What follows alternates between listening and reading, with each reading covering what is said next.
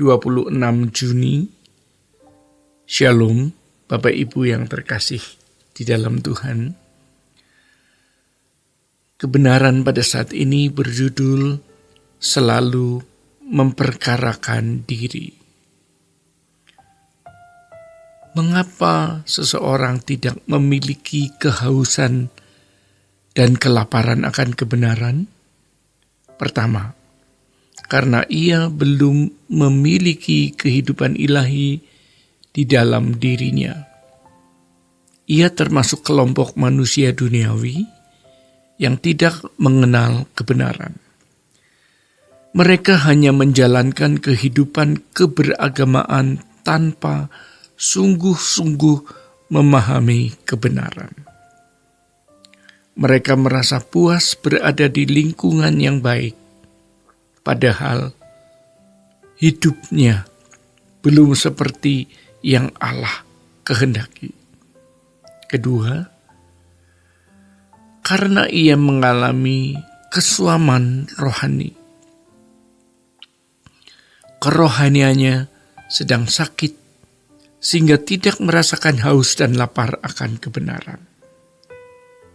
Dalam hidupnya masih ada dosa-dosa yang merusak hubungannya dengan Tuhan. Karena itu, setiap orang harus memperkarakan dirinya.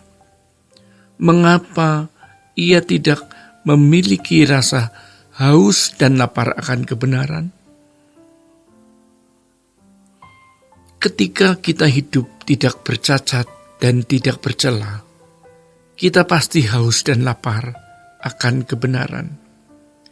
Namun ketika kita mulai menyukai sesuatu, terlebih lagi dosa, maka kehidupan rohani kita menjadi hambar dan lumpuh.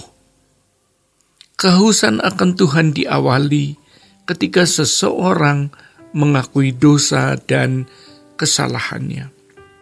Saat Allah menerangi hatinya, sehingga ia menyadari bahkan kesalahan-kesalahan kecilnya.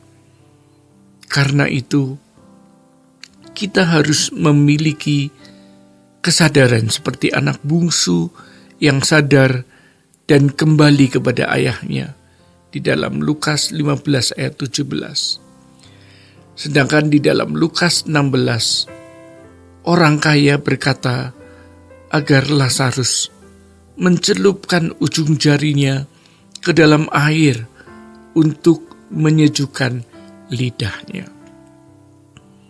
Air di sini bukan sekedar air jasmani, melainkan gambaran kebutuhan rohani. Kehausan rohani manusia hanya dapat dijawab oleh Tuhan Yesus.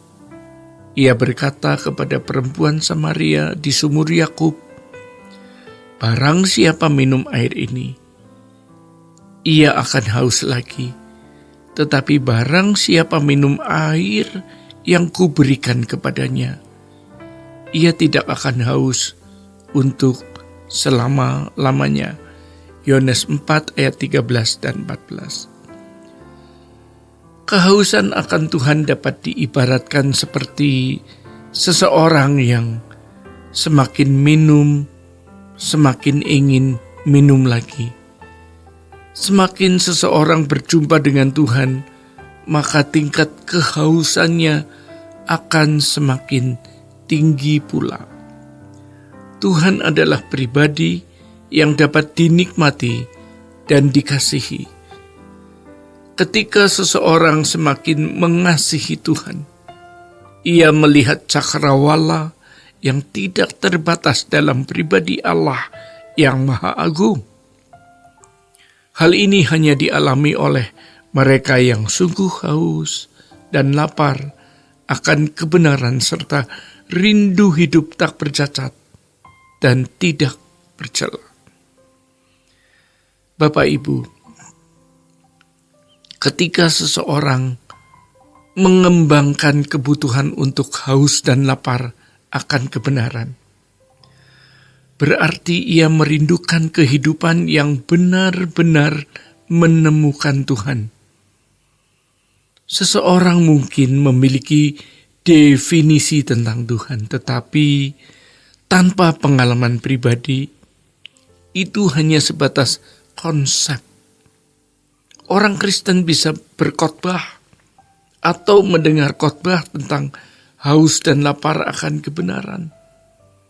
Tetapi kenyataan, apakah ia benar-benar haus dan lapar adalah hal yang berbeda. Karena itu, orang percaya harus berani melangkah dalam gaya hidup anak-anak Allah. Seperti rajin berdoa, setia bersekutu, mendengarkan Injil yang murni, dan hidup sesuai kehendak Allah.